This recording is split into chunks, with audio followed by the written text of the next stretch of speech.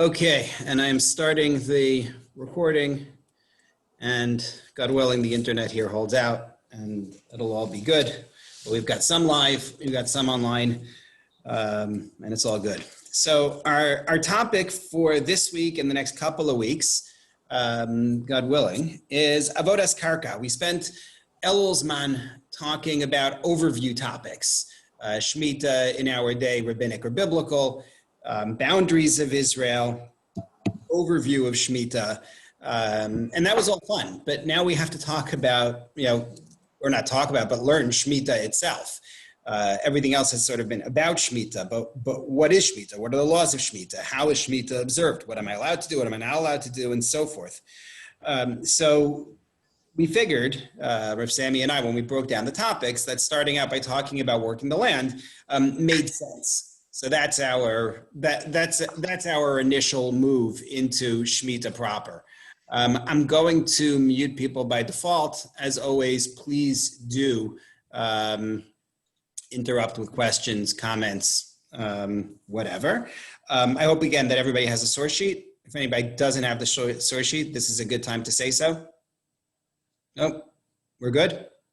Okay, so yes, Avodas Karka, working the land during Shemitah. I will note, actually, before you launch into the shir, that 3 dedications are applied to this shir from our Day of Giving that we held in July.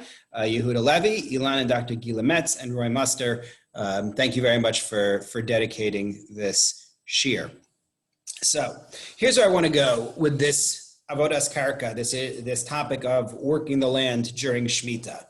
The Gemara presents a breakdown of the malachos, what it is that one is not allowed to do biblically during Shemitah, reminiscent of the Avos Toladot structure found in Masechah Shabbos, but these are different. And so one of the questions I want to address is, what exactly is this structure of Avos and Toladot, having central categories of forbidden work and lesser categories or descendant categories, when really you only have 2 Avos and you only have 2 Toladot? So what exactly were they trying to accomplish in doing this, and why is that list different from the one in the laws of Shabbos? Then I want to start on the specific malachos that are in that list of biblically prohibited acts. Rav Sammy is going to be doing tree care. I'm doing land, and he's doing trees. So I'm only doing some of these 4 malachos. The 4 malachos are Zoreah, Zomer, Kotzer, and Botzer, or Zoreah meaning, everything all right? The Zoreah is planting seeds. Kotzer is harvesting. Botzer is harvesting from grapevines, and Zomer is pruning, but specifically pruning with an eye towards improving growth. Those are our 4 malachos. So I'm going to talk about what Zoreah actually is, planting seeds. I'm going to leave Zomer, pruning, for Rav Sammy. And we'll also talk about what kotzer is, what harvesting is, and which kind of harvesting is prohibited under, quote, working the land, because it's not so simple and straightforward. And then we're probably going to spend a good chunk of time on the issue of plowing, because plowing isn't on any of the items on the list. It isn't Avos, it isn't Toladot, but it is prohibited in Shemitah. So we're going to have to talk about that as well. Those are our topics for our initial series on Avodas Karka. So in order to talk about working the land during Shemitah, we need to know what working the land looks like in general. We sort of need a farming 101 here. So what I tried to provide for you is a set of 4 land-related steps. And what I mean by land-related is that farming is not only about things you do in connection to the land. So one example of that is you have to do seed selection, right? Seed selection is fine during Shemitah. You're allowed to go through your seeds, decide which ones are good, which ones are not good. That has nothing to do with the laws of Shemitah. Parenthetically, I gave you a link in Beit to 2 articles from Ellen Churchill Semple, who was a woman who did a lot of work on botany as well as historical botany and more about 100 to 150 years ago. So these articles are on ancient Mediterranean agriculture. I am not certifying and accepting everything that she had to say. First of all, because I am neither a historian nor a farmer, and not really qualified to weigh in on everything that she said. Some of the Jewish stuff is very interesting. She's an extremely creative person. I don't know if she created all this stuff herself or if she had some of it from elsewhere. But for example, she suggests that the rationale for the laws of kilayim, of not planting mixed species together, is in order to make sure that you will filter your seeds for the sake of ancient crop rotation, to make sure that you're only going to plant one crop each year, and to make sure that you will sort your seeds and get rid of the seeds that are bad. So since you're going to go through them anyway, therefore you will end up separating them. She has all sorts of very interesting ideas. But in any case, I used her work as part of developing this list of land-related steps that are involved. So the first stage that matters for Shemitah is preparing the soil. So preparing the soil includes burning off old growth and weeds, something we find referenced in the Gemara, removing the stones from the soil, fertilizing the ground before seeding. They would use compost, they used minerals, plowing the soil to bring up nutrients as well as to bury debris and to enable rooting in the soil. You need to make sure that the soil is going to be lighter and looser to allow aeration and to allow roots to take hold. That's all soil preparation that has to happen. There are two different acts of plowing. This is interesting for those who never knew that. There's plowing and there is harrowing. The plowing is when you break up the large pieces of soil, and then harrowing is breaking up smaller clods of earth in order to improve aeration, oxygen access, and to eliminate weeds. Worth knowing. Okay, that's soil preparation, and that's your first stage, obviously.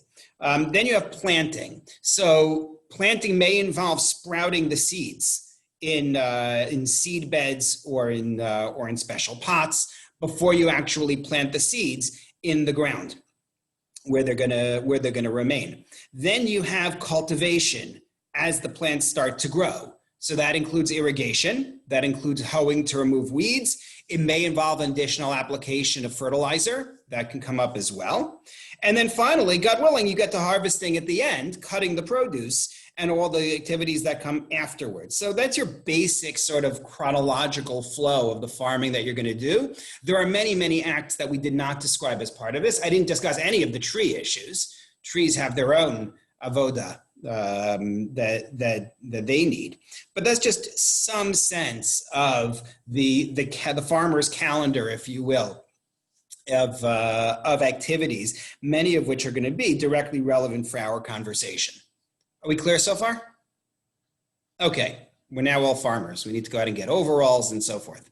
So when we look at the malachos of Shabbos, we find two basic categories of avodas karka, of working the land. If you take a look on your sheet at Source Gimel from the Yerushalmi in Masechah Shabbos, Perek Zayin. Of course, Perek Zayin is where we get our list of Avos and Toladot, the central categories of prohibited work, as well as the descendant categories.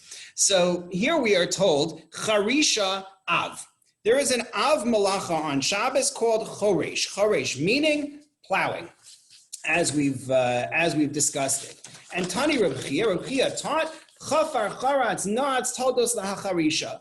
He says Charisha has all sorts of subcategories, whether that means digging a hole in various ways that you would dig holes. Those are included under Choresh. L'chol davar shu hanayas karka chayiv mishum Choresh. Anything that's involved in improving the soil, that counts as Choresh. That counts as plowing. And then we go on to list a whole bunch of subcategories. So he has chofer, choretz, noetz. He has medayer. Medayer is actually setting up your animals to fertilize the field by having them graze and excrete in the field. Me'ader, spreading manure. You'll see why that's bolded. I'm going to come back to that. Mechabed, merapet, mapeagushim, sweeping, harrowing. He talks about matzis esaur b'chishas hakanim, where you're burning off the old growth. All of these different stages he considers to be under plowing as far as Shabbos is concerned. And then he says, "Kol dvar sheyem mavchil es haperos chayiv mishum zoreya." Anything that's going to help the fruit to ripen, that's called zoreya. That's going to be called that's going to be called planting seeds. So that he has hanotea, where you plant an existing plant like a tree. Grafting is in there. Cutting back some of the branches is in there. Applying dirt to the tree if there are cracks in the tree. Smoking out the worms. Watering he considers to be under zoreya. Basically, the split according to the Yerushalmi, as far as Shabbos is concerned, and the Rambam follows this as well. The split as far as Shabbos is concerned is choresh is anything you're doing to improve the land. Zoreya is anything that you are doing to take care of the plant itself.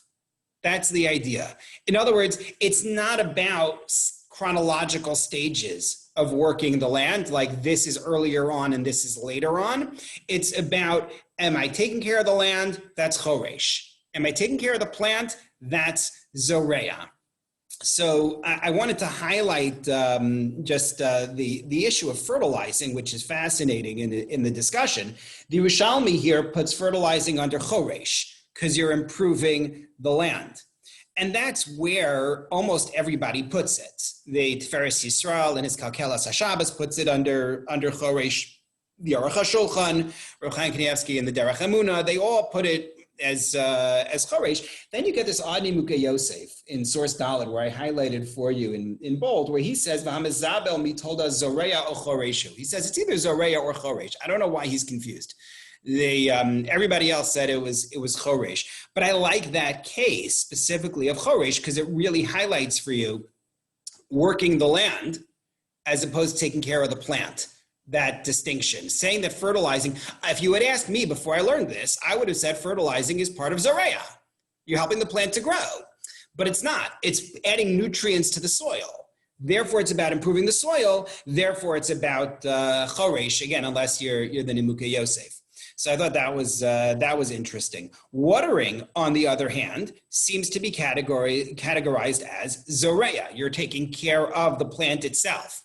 When we get to Shemitah discussions about plowing, we'll see that it may actually be considered plowing in Shemitah with practical ramifications.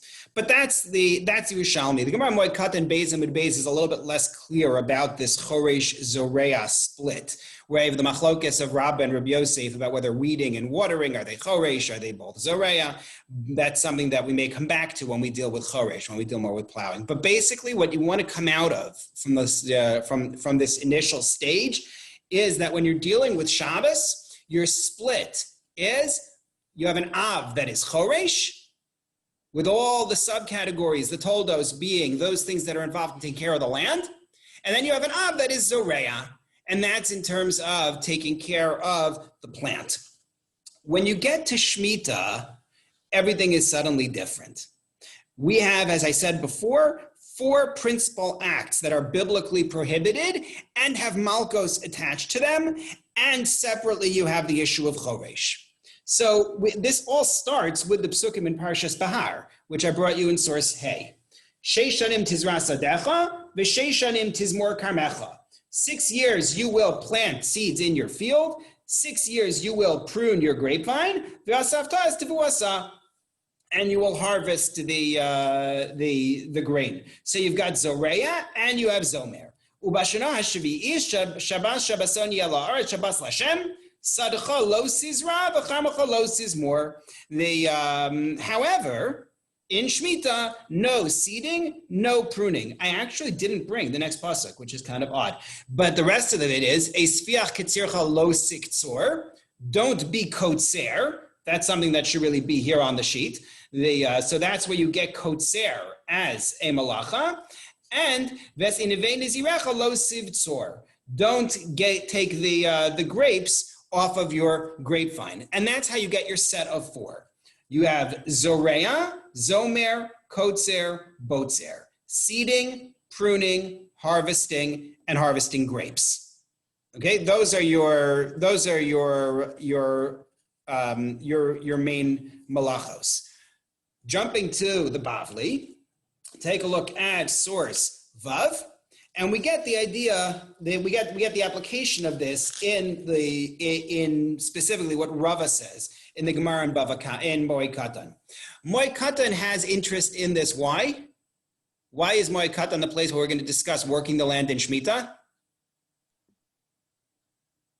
It has overlap with Chol Moed. Yeah, because we're told that you're not allowed to plant on the Moed, and we have a whole discussion about what that constitutes and what about if it's prevent loss and so forth, and that overlaps very nicely with Shemitah. So that's why when you want to know what are the types of work that I'm not allowed to do in Shemitah, we're actually going to look in the Gemara in the beginning of Moed Katan. So the Gemara in Source Vav begins by teaching you that you are allowed to irrigate on Chol HaMoed as well as during Shemitah.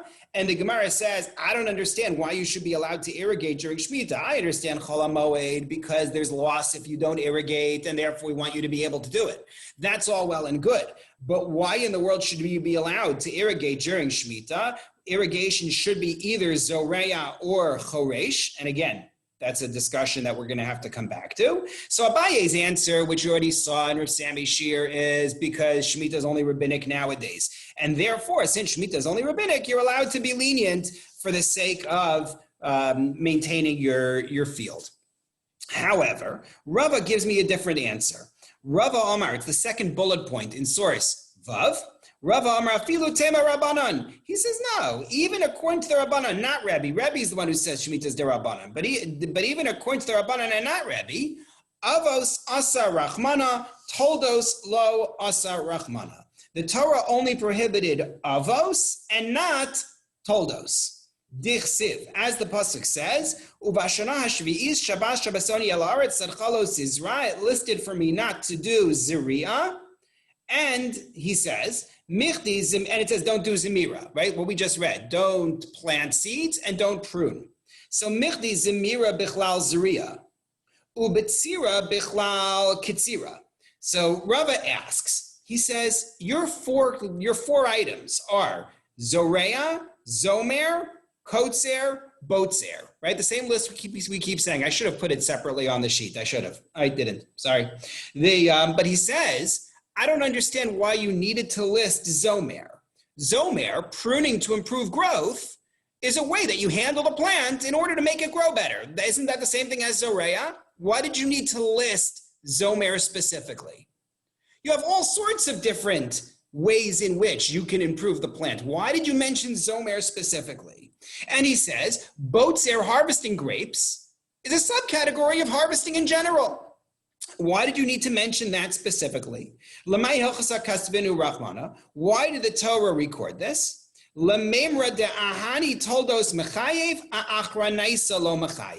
To teach me, you're only liable for these toldos, and you're not liable for other toldos. So what Rava says in this conversation is that the avos are Zoreya and Kotzer. You are liable for the toldos that are Zomer and Botzer and nothing else. Mida Oraisa, that's all you got. So for example, based on this, if I wanted to go fertilize my field in Shemitah, Mida Oraisa, no problem whatsoever. To which the Gemara asks, I don't understand. I have this big long brisa that lists all sorts of activities that I'm not allowed to do during Shemitah. To which the answer is, yeah, those are rabbinic. That's rabbinic. Yeah, but they quote a pasuk in the brisa. It's an asmachta. Don't worry about it. If you're bothered by it, ask Rav Sami. You don't need to worry your pretty little head about those things. Don't worry. Those are rabbinic. What they are is a good question. That's the way the Gemara in Moed Katan leaves it. If you take a look at the Yerushalmi, I brought you the Yerushalmi from Kilayim in source Zayin. We also get this Avos Toldos structure. Rabbi Elazar Omar, Rabbi Elazar says, Lokin al hacharisha b'shvius. He says there's malkos for plowing in Shemitah. We haven't touched plowing yet, other than to say we'll get to it. Plowing is not on our list of 4. But that's what he says. There's malkos for plowing in Shemitah. Rabbi Yochanan says nonsense. Ein lokin al hacharisha b'shvius. That's not true. Matam de Rabbi Elazar. Why does Rabbi Elazar say that there are malkos for plowing in Shemitah? Because the Torah says, Vishavsa ha'aretz Shabbos Lashem. klal. The Torah says, you shall halt. That means halt, don't do anything. That's my klal, that's my general principle. Then it gives me specifics. Sarchalos is ra, v'chamachalos is more. Don't plant seeds, don't prune, that's prat. That tells me these specific things are prohibited.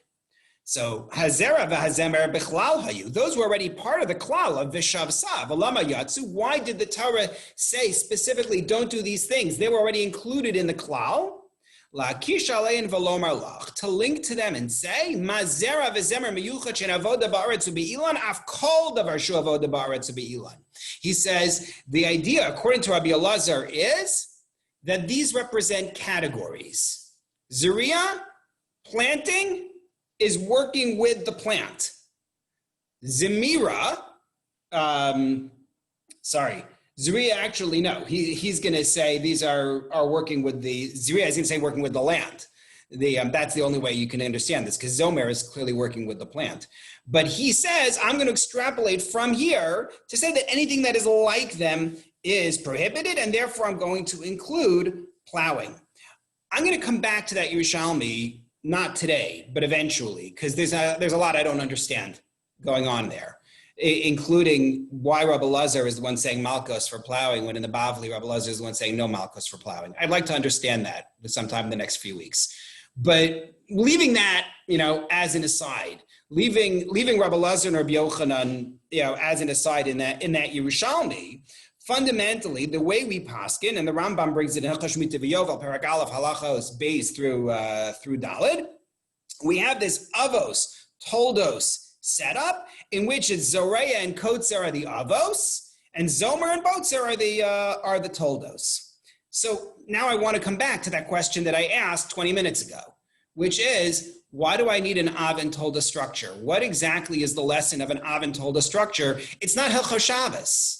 Right? Hilchos Shabbos, I have 39 different avos and a whole bunch of debates about what qualifies as a tolda and doesn't qualify as a tolda. This isn't the same as that. Incidentally, where else do we find avos and toldos in halacha? Sorry? Avos nezikin, good. Well, not so good, don't do it, but yes, avos nezikin. Where else? Sorry? Well, Tuma, yes, but no, right? Because it's a different kind of Av and Tolda. In other words, in Tuma, in order for it to be a Tolda, it has to be a descendant of an Av. In other words, it's the same chayfetz, it's the same item that just communicated to make something else a Tolda. But yes, we invoke the terms Av and Tolda. I brought you the Gemara in Sanhedrin in Source Test. People often forget about this one. We have it when it comes to malachos of avodah zarah. That there are core malachos that are prohibited as avodah zarah. Those are avos, and then there are descendant forms as well that are toldos. So if a person breaks a stick in front of an avodah zarah, that's a tolda of shchita. So there's also the avodah zarah idea.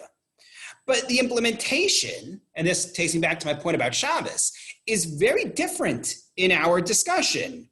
I don't understand. And there are three particular differences that I'm going to highlight here. Rav Moshe Stav from KVY wrote an article called Avos V'Toldos, in which he basically throws everything he has at the whole Avos Toldos thing, and trying to show that it's not consistent across its implementations. And then his answer is, yeah, it's not consistent.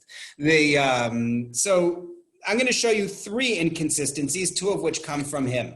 The first inconsistency is one of those that he notes, is the question of, by default, should Toldos be usher? Meaning, if the Torah had only told me, don't plant, and I'm accepting that pruning is a tolda of planting, would pruning have been usher in Shemitah? What would you say? If the Torah just said, don't plant in Shemitah, and someone came to you and said, does that mean that midoraisa I'm allowed to prune my tree to improve the growth? What would you say? Reb Chaim says, no, you're not allowed to. Zev also gives it a thumbs down. He says, no, you're not allowed to. I say you could. Rabbi Yara says you may. It says don't plant. Plant is plant. Right, it's not planting, so therefore it shouldn't be included. I don't know. I mean, you could really make the argument both ways. Sorry, Rabbi Alex, what were you going to say? You're okay. So you're with Rabbi Yaris. You're on the yes planting side. So the funny thing is, and this is what Rav Stav points out in his article. I excerpted it in Source Yud and gave you the link there, but I'm going to say it outside. I think when it comes to Shabbos, the default assumption is that toldos are mutter until the pasuk includes them as part of the malacha. When you're dealing with the laws of Shabbos, and he gives you a little bit, I think, of the quote there, but I don't think I brought it here on the sheet. But you have a limud. You have a special limud for Shabbos to include toldos. However, if you go back to the sugya that we saw in Moed Katan, as well as the sugya in Kilayim, the default assumption is that toldos are usur until I have a pasuk, sarchalos is rach, harmachalos is more, that teaches me don't include them, except for these cases. Right? Think about how the Gemara went. Right? The Gemara said, I would have thought all toldos are included. But you told me zomer, which I didn't need you to tell me because it's already under zoreya. Therefore, only zomer is usur. I knew botzer because it's in kotzer. Why did you tell me lo siv tzor? To teach me only that is usur. And all the other subcategories you could invent are not asur midoraisa. You follow? So Stav says, when it came to Shabbos, your assumption was that toldos are mutter until the Torah tells you asur. When it comes to Shemitah, you assume that toldos are asur until the Torah tells you mutter. We've gone in opposite directions. You see the inconsistency, I trust. That's one objection. Second objection, this one not from Stav, but the actual Av and Toladot relationship. In the laws of Shabbos, let's say you perform an Av and it's Toladot in one span of forgetting that it's Shabbos. How many karbanos do you have to bring? One, correct. You only bring one. I think I brought it here. Yeah, take a look at Source Yud Aleph. The Rambam and Shabbos Perek Zayin Halacha Zayin. I mean, really, it's the Mishnah in the beginning of the seventh Perek. But I like the Rambam's clear explanation of it, in which he says, "Echad ha'osa av me'avos malachos o tolda min ha'toldos meizid chayav." You're liable if you perform an av or a tolda. And he says, "Imkein ma hefresh yesh bein ha'avos ve'atoldos." So what's the difference between av and tolda? And he says, and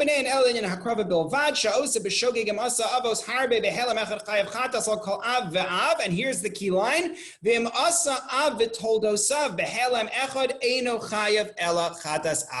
If you do an av and it's tolda in one span of forgetting it's Shabbos, you're chayav once.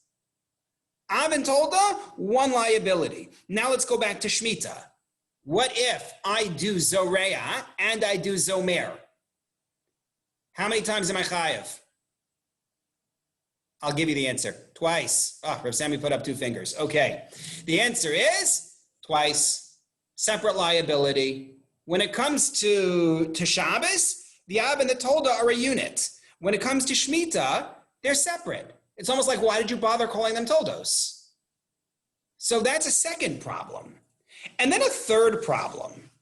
And this is Rav Stav's point, the particular Avos and Toladot pairs vary between Shabbos and Shemitah. So in other words, Rav Stav points out, I brought it for you on the sheet in Source Yud Beis, Matzinu Belcha Shabbos, Shepasak HaRambam, Shezimira have Av Malacha V'lo Tolda. The Rambam lists Zomer as an Av Malacha for Shabbos. But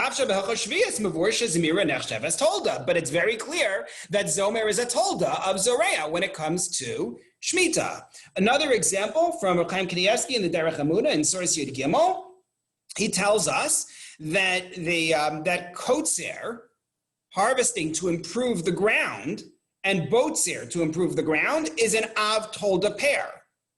In Shabbos, kotzer and botzer, to improve the ground, is actually a tolda of zoreya/noteya.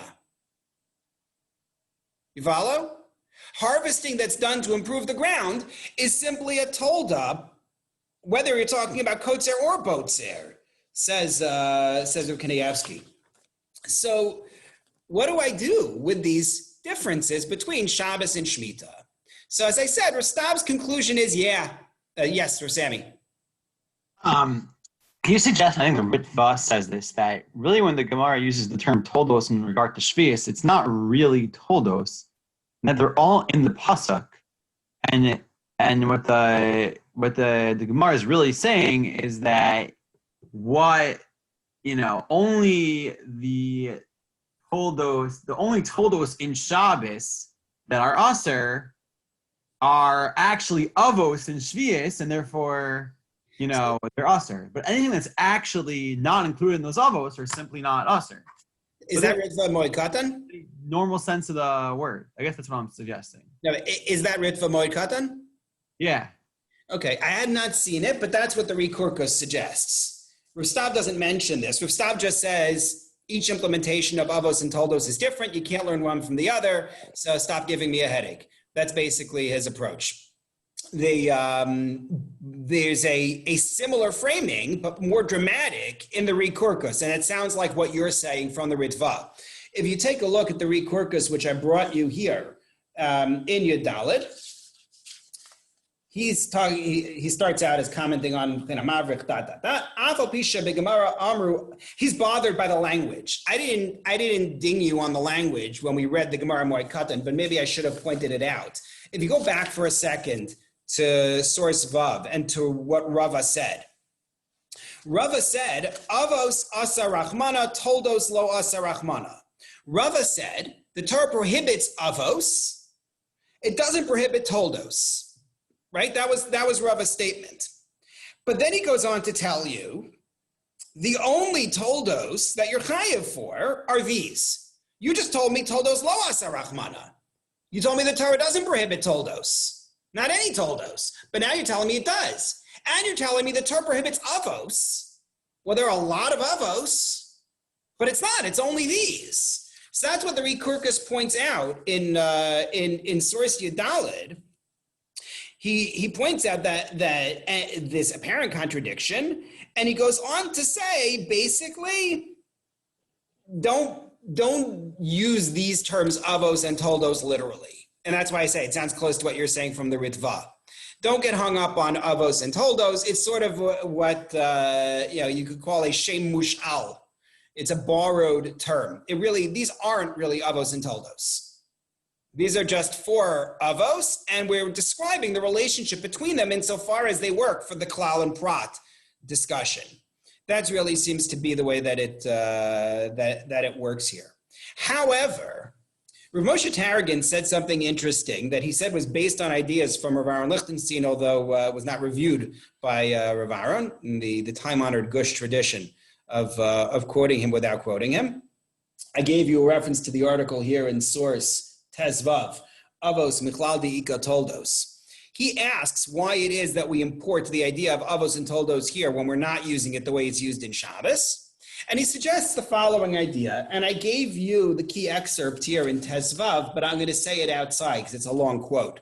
He says, normally, an Isser, a prohibition, is extrinsically bad, meaning the reason why I'm not supposed to fill in the blank, whatever Isser you want to make, the reason I'm not supposed to wear shatnez is because God said don't wear shatnez.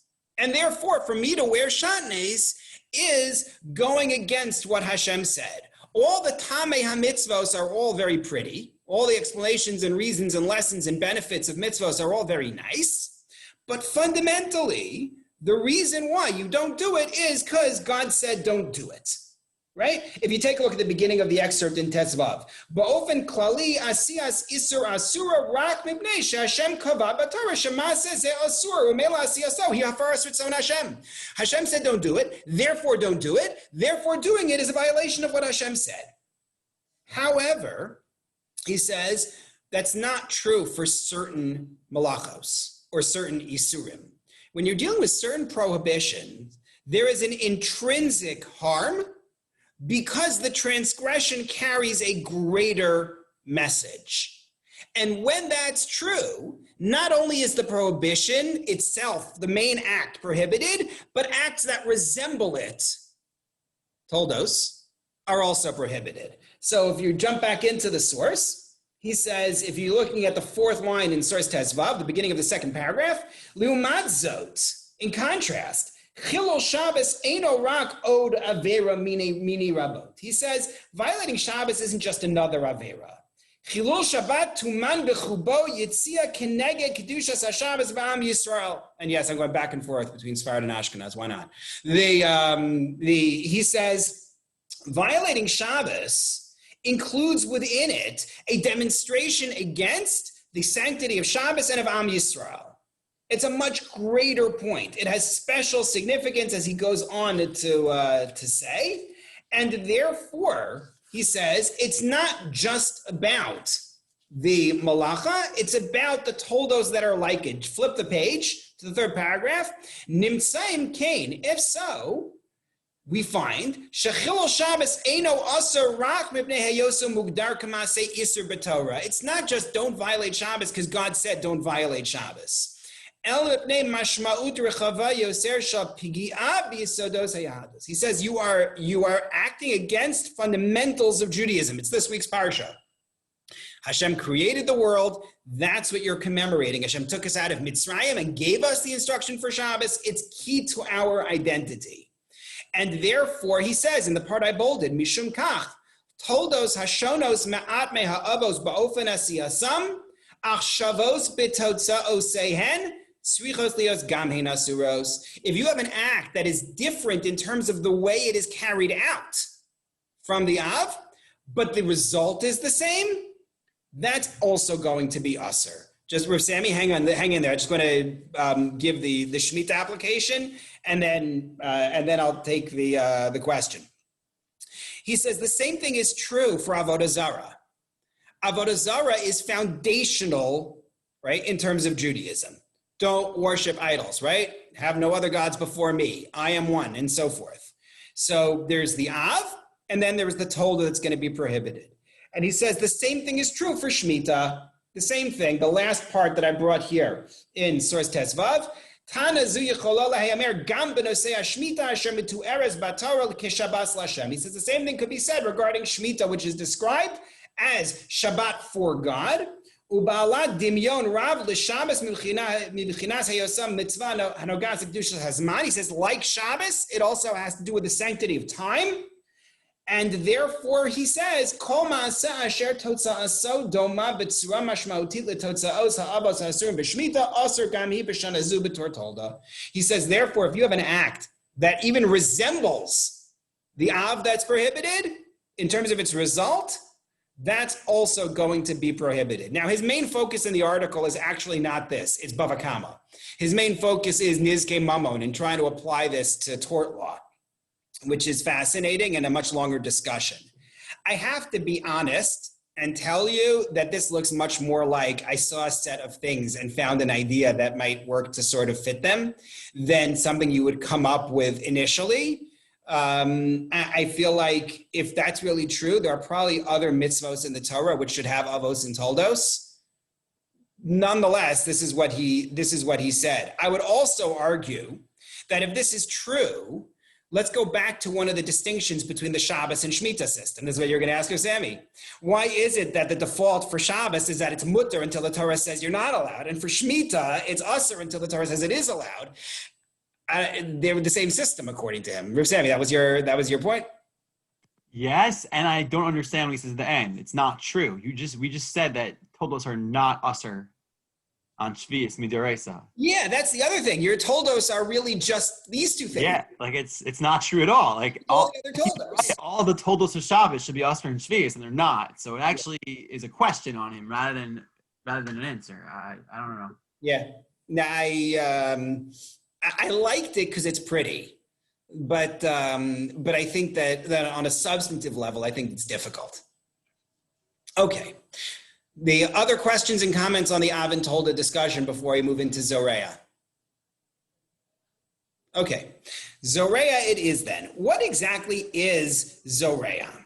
So if you take a look at source Tezayim, the Derech Emunah, he says the following: Hazareya b'shvius chayav b'chol shehu. Hello, Marcos.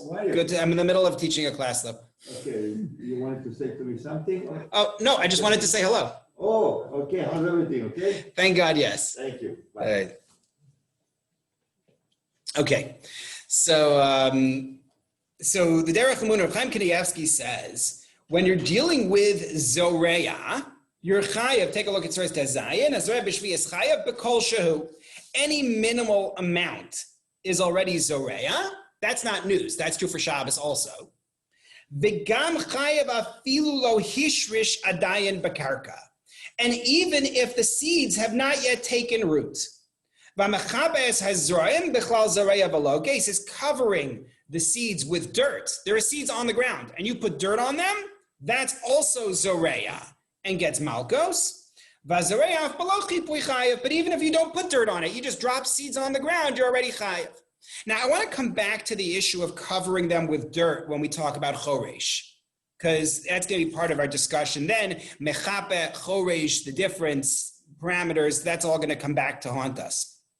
But this idea that throwing seeds down on the ground is already Zoreya, and that even if they don't take root, I'm going to be liable, is fascinating. So first of all, overview of Zoreya. Certain malachos of Shabbos, to go with the Shabbos route that's more familiar, certain malachos of Shabbos, I do the malacha. Example, stitching, right? I take two pieces of material, I fix them to each other such that they can't be separated. That's tofer. I did it. But not all malachas of Shabbos work that way. Can you think of a malacha of Shabbos in which I actually don't make the change happen directly? Cooking, exactly. I put something on the heat. That didn't do anything to it. Over time, it will make it edible. But I didn't do the transformation. The heat did the transformation. When it comes to planting seeds, which model is planting seeds like? Is it like the cooking model or is it like the stitching model?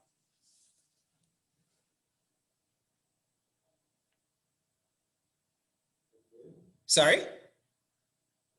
Cooking. It's the cooking model, right? I didn't actually do it. Well, when you're dealing with cooking, there's a very interesting rule. Do you remember the Gemara in the beginning of Shabbos about Chatei b'shvil shetizke chaverecha? What happens if I am walking along and I see that somebody put dough in the oven on Shabbos? It's going to bake. I can pull out the dough, violating a derabanan of Redias Hapas, in order to save him from a deoraisa of baking. So what do? Do I violate a derabanan to save him from a deoraisa? That's the Gemara in the beginning of Shabbos, like Daf Daled. But what's interesting about that for our purposes is that there's no liability until the food actually bakes, until the food actually cooks. What about planting seeds?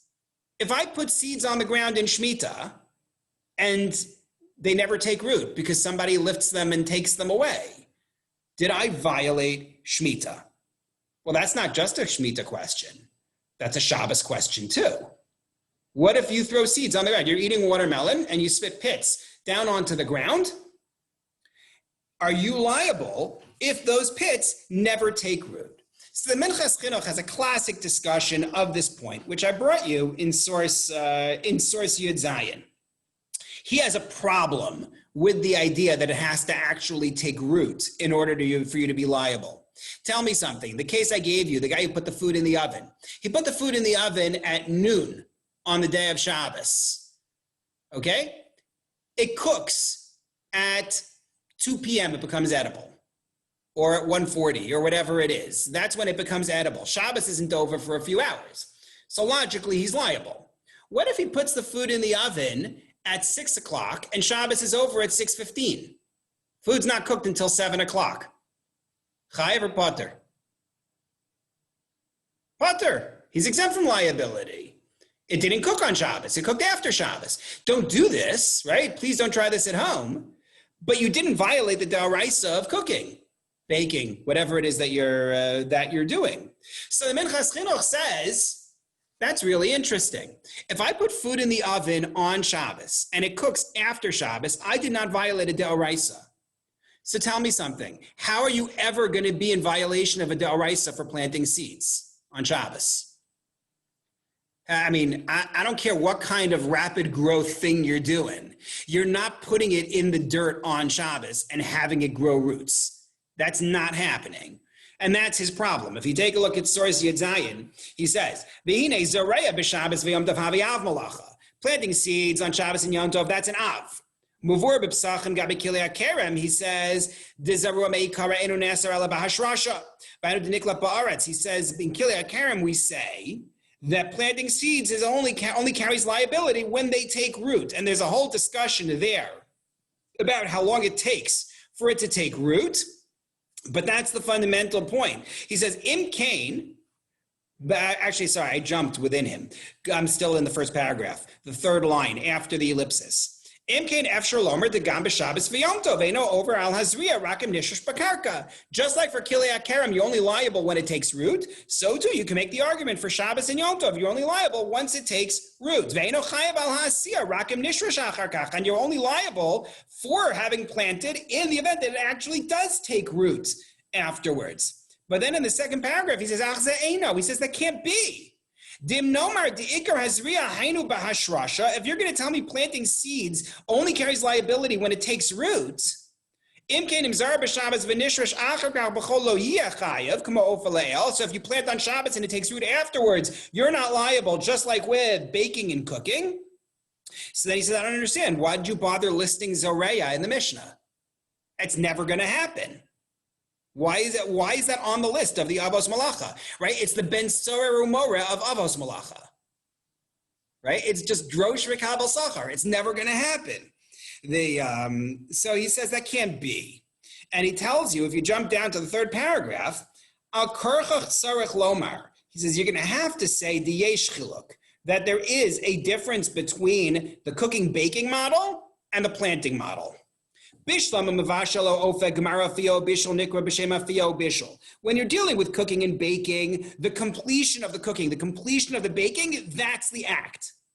Putting something in the oven is not an act of cooking it.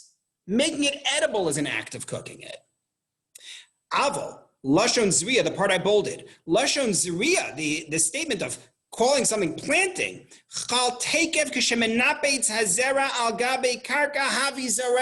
You are a farmer just because you planted, even if nothing grew.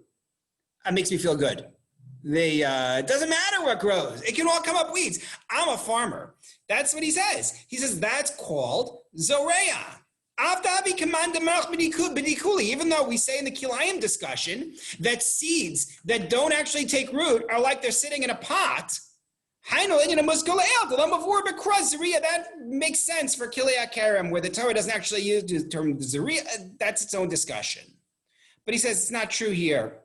Here it's called Zoreya once you actually put it in the ground. And therefore, he says, last line in Minchas Chinuch, Im kein lefize, im lakat min haaretz tekef achar hazriya b'vadai chayev. He's dealing with Shabbos. He says, so if you put seeds on the ground and then you pick them up from the ground right afterwards, chayev, darei nigmara malachto bizriya lechud ve'al zeh chiyava haTorah. Just planting it already counted. Havi kamo kosef umochek tekef. It's like if you write or if you erase. Or if you kosef amanas limchok, or you write intending to erase, doesn't matter. You're liable right away. That's the argument of the Minchas Chinuch. Now, I should note, not everybody agrees with the Minchas Chinuch. I have in my edition of the Minchas Chinuch a little helpful footnote which tells you to look at the Maram Ibn Chaviv and the Rashash. So I brought you the Rashash here in Source Yud Ches, who says no. He says it's not true. He says liability for Zoreya is, as I bolded, planting in a way in which it could take root afterwards is the definition of liability. That's the way it works. So keep reading in the Rashash. He says, after where I bolded, just like you're liable for baking or roasting something, even though that happens on its own after your initial activity. If you pick up the seeds after you planted them, but before they take root, you're exempt. What you wanted to have happen didn't happen. He says exactly what the Minchas Chinuch did not accept. And he invokes that discussion about putting this thing in the oven and then somebody else takes it out of the oven. So that's you should know, the Rashash doesn't agree, the Maram Ibn Chaviv does not agree with this idea. Nonetheless, the Minchas Chinuch, who we now have seen say this regarding Shabbos, says the same thing is true for Shemitah. In Source Yates, where he's dealing with Shemitah, he says, if you plant, you are liable for any minimal amount, just like with Shabbos. And then the end of the line there,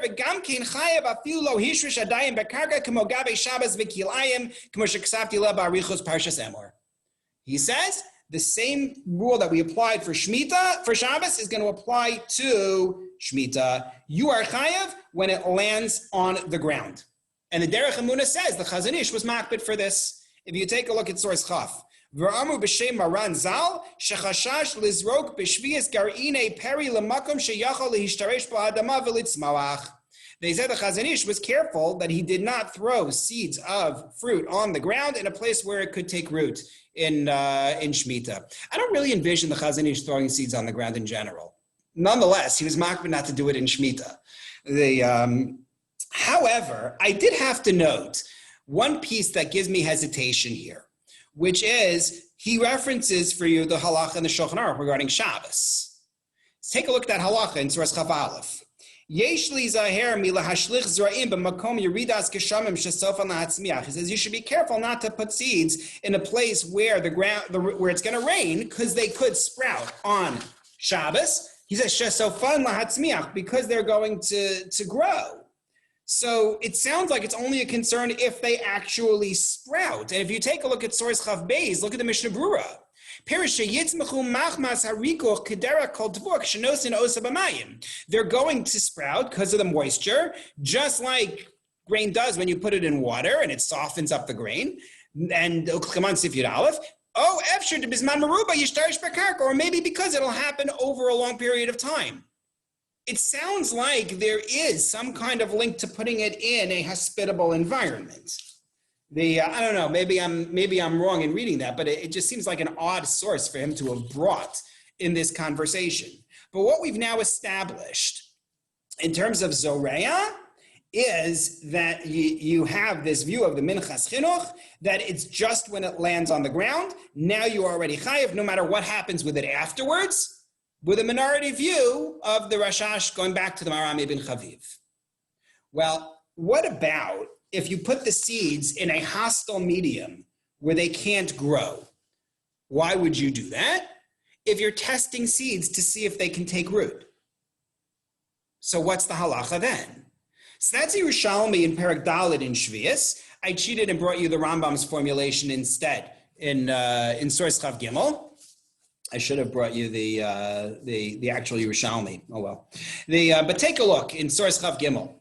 He's talking about various acts, some of which we actually mentioned already. In Matzisinus Orbi Shasakanim Ibnei Shiavodas Karka, you're not allowed to burn off old growth. That's called working the land. That's its own discussion. You are not allowed to test seeds. This is seed sprouting that I talked about before. You wanted to know why I took you through all those actions? Here we go. No sprouting seeds in a pot of earth. But you're allowed to test the seeds in a pot that is filled with glalim, with manure. Manure is not a good planting medium. If you try to plant a seed in manure, it burns the seed. It's no good. You have to be very careful because the nitrogen and ... But you can use it just to test the seed to see if it's going to take root. So the Chazon Ish comments on this, and he says, your language of Ein Bodkin, which is the Rishalmi's language, is really interesting. Normally, if you want to say that this is a violation of a deoraisa, you say, habodek, whatever, chayav. Ein bodkin doesn't sound like that. It sounds like there is no liability. Maybe this is only a derabanan. Why would it only be a derabanan? So, especially in light of what we've now said, right? Why would this only be a derabanan? So the Chazon Ish offers a few different suggestions that I bring you here in source Chav Daled. Because it's already 11:25, I'm going to say it outside of the Chazon Ish, but you can see it there. He says, first of all, maybe this is only a case where he's going to remove the seeds within 3 days. He plans to remove it. So therefore, there's no Isser De'oraisa. Second, he says, maybe because it's filled with manure. Manure is not a standard planting medium, and therefore, it's not called planting. It's the fact that it's manure and it's a pot that is atis she'eno nakuv. The Yerushalmi didn't say that. He's saying it. It's a pot that doesn't have a hole in it, connecting it to the ground. So the combination of an unpierced pot and the fact that it's manure is going to allow me to do this. Or alternatively, maybe it's a pot with a hole in it, and the heter is just because it's manure. The difference between the two is he says, if it's a pot without a hole, then maybe I could be makel and use manure, even if it's fine manure, which is more like soil, less of a non-planting medium. Whereas in the event that you're talking about, if you're talking about a pot with a hole in it, then it has to be coarse manure. And then the Chazon Ish says something very interesting, and this is really why I wanted to bring this discussion of the hostile medium. He says, what about the fact that your intent is only to test the seeds? You don't actually plan for it to grow. So his first answer is, yeah, but you might still benefit from the fruit. And therefore, people plant things and they use the fruit. And then he says also, even if you intend to remove the seeds, you might forget to remove them. But then he says two other things. First of all, he says, I don't really care about removal. Once it has a chance to take root, the Isser is done. Just the fact that it had the chance to take root. That was our point that we made from the Minchas Chinuch earlier. He's siding with that position, right? If you take a look in source Chav Hey, the line v'chol zeh, the third line, v'chol zeh mabishal hu t'nai bizriya. This is all if the ripening of the fruit is a condition of the planting. Aval akushta de milsa kol zriya hasida leishtaresh chashiva zriya. Any planting which could ultimately result in taking root is called planting.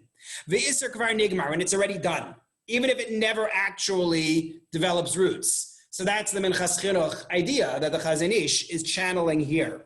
So that's one reason to bring this Chazon Ish, is to show you the concept is you plant it in a way that it could take root, that's already enough. But then he adds one other note that I just thought was very, very interesting. And I'm not really sure what he's doing with this point. If we had more time, I would make this a discussion in its own right, but now I'm just calling your attention to it. The last paragraph in Chav Hey, he says, you know what? Your thought doesn't really matter because it's Shemitah, and therefore whatever grows is hefker, and therefore you're not the owner. So your intention of, I am doing this just in order to see whether it'll grow or whatever, doesn't make a difference because you don't own it. And since you don't own it, as he writes, Matol machshavaso b'davar she'eino shelo. It's not yours. I'm not really clear on what he's doing with this idea because you're still the one who planted it. You're the Baal of the Maisa, if you're not the Baal of the plant. So I don't really understand what the Chazon Ish means. And he just sort of throws it in. You know, Sammy, you had mentioned some of the things that frustrate you about the Chazon Ish. He'll say something mind-boggling, and he just leaves it there. I don't know what to do, you know, with this point, that you're not the owner of the plant. It doesn't matter if you're the owner of the plant. Nonetheless, that's what he says. So to sum up, what I hope are the main takeaways from what we did this morning, besides the discussion of the stages of farming. The Avos and Toladot are used in different areas in halacha. Principally, we talk about it for Shabbos. as well as Nezikin, as well as we have the example here in Shemitah. But the Shemitah one is very different from the others, different in the terms of the Av-Tolda relationship, separate liability for Av and Tolda in Shemitah, unlike in Shabbos. The fact that in Shemitah, the default is Toldos are prohibited until a pasuk excludes it, which is the opposite of Shabbos. And the fact that the Av-Tolda pairs are different from the ones that you find regarding Shabbos. So you have the idea of the Rekorkus, which now I know is in the Ritva and Moikatan as well, that, yeah, we're just using the term Av and Tolda, but we don't really mean it. However, Moshe Tarragon has this idea that it's the reason we established Toldos here is because the whole idea of Shemitah is much bigger. It's not just an extrinsic Isser, like many prohibitions, but it's intrinsic because of the value of Shemitah overall in Torah.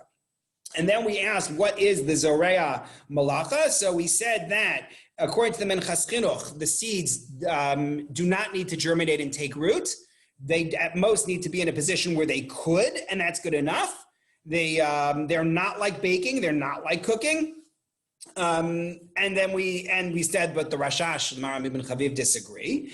And then we asked, well, what if you put the seeds in the medium where they can't grow? And the Chazon Ish takes the position, explaining the Yerushalmi, like the Menchas Chinuch, that as long as they could grow, that's enough. If you put them in manure where they can't grow, that's a different story, but otherwise you are indeed liable, with that last odd note at the end that your intention doesn't really matter in the case where you put them on the ground because you're not the owner of whatever grows. So thank you very much. I look forward to continuing, God willing, next week with a discussion of kotzer and kotzer to improve the ground, following which we'll go into plot, which is going to be a major discussion. Thank you very much. Have a great Shabbos. Great Shabbos. Shabbat Shalom. Good Shabbos. Shabbat Shalom.